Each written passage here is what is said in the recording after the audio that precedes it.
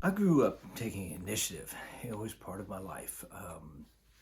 Very young age, I was given responsibilities for certain things, and I wanted to do them well so I could get on and go play, do stuff with my friends. I had the responsibility of cleaning the basement, which was our play area.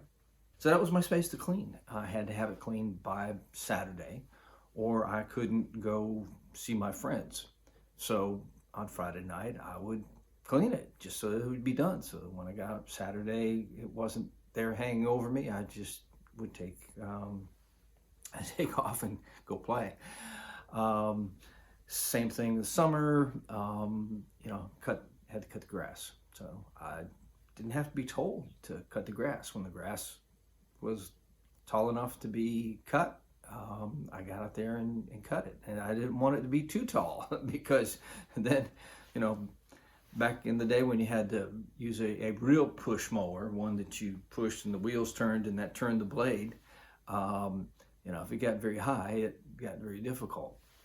And so you cut it regularly, and you cut it when it was just up a little bit, and so whatever that took. So you didn't neglect that responsibility because it only got worse. Um, and so other things in my life that I remember growing up is that I wanted to have money, my own money, to buy things.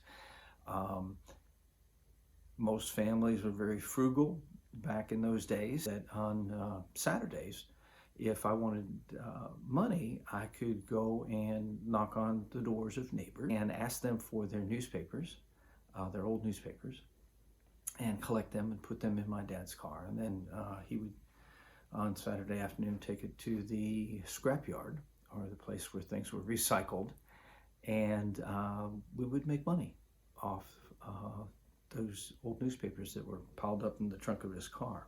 And that gave me money for my own clothes and scout stuff, backpacks and different things that I needed for scouting. So I'm 16 years old. Taking initiative is, what I do. I have a job at Jim Sunoco, pumping gas. So back in the day in Ohio, when you didn't pump your own gas, somebody came out and pumped it for you. I would sweep the office area and clean up the bays where cars were worked on by mechanics.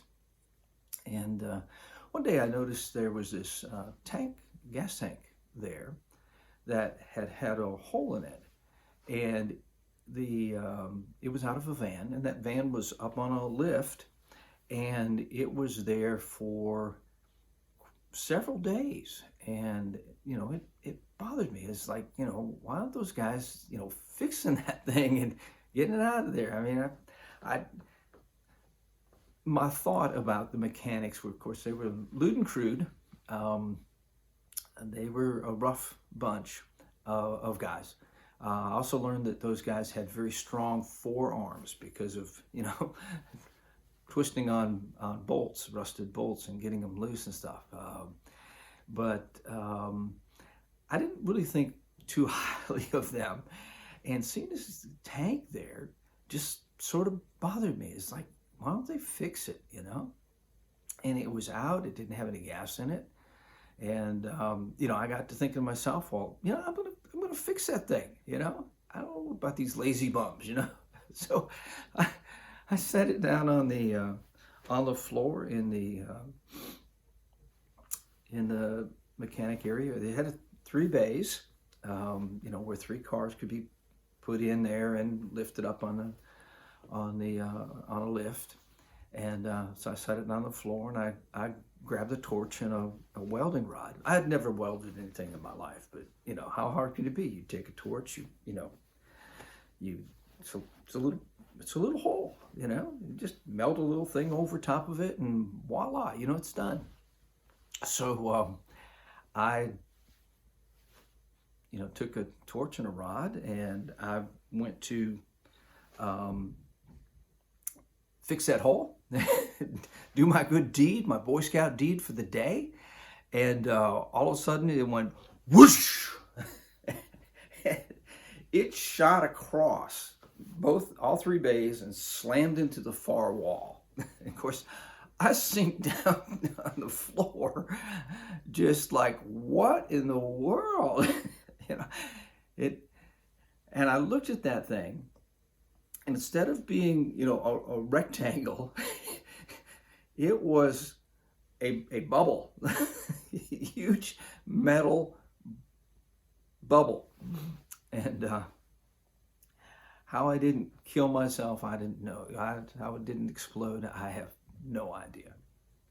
But it had just enough fumes in it that it just, it almost blew up. And it just, like I said, it shot like a rocket. It just went, it just flew away from me, And I'm so fortunate that I lived through it. I don't know if there's any moral to this plot about this story about taking initiative. I really don't. I just know that sometimes, when you take initiative and you try things, sometimes things will go wrong. That has happened to me other times in life. Not so dramatic as having a gas tank become round instead of a rectangle. The other story is they sent it off to where they should have sent it off. They put tanks like that in water and then repair them. But this tank was sent off to be repaired because nobody wanted to take the tank, the risk that there was still maybe some residue in there. And they beat it down into shape, more or less, put it back in that guy's van. And of course, that van had a large capacity gas tank. It could, when you go to fill it, it took a little bit more, so it lasted a little bit longer. But that was the outcome. And they, I guess, were just thankful I hadn't killed myself. And there was no strong reprimand. I still had a job, but they just fixed it and went on with life. And so did I. And so I don't know, maybe a little wiser about gas tanks, but I still take initiative to this day. I hope you do too.